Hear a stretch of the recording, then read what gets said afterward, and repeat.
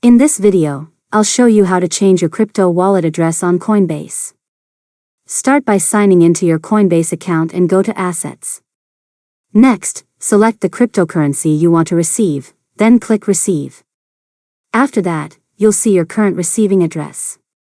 For supported cryptocurrencies, Coinbase can automatically generate a new receiving address to improve your privacy while keeping your previous addresses linked to your account. Now, if the option is available, click Get New Address or Generate New Address. Coinbase will display a new receiving address for that cryptocurrency.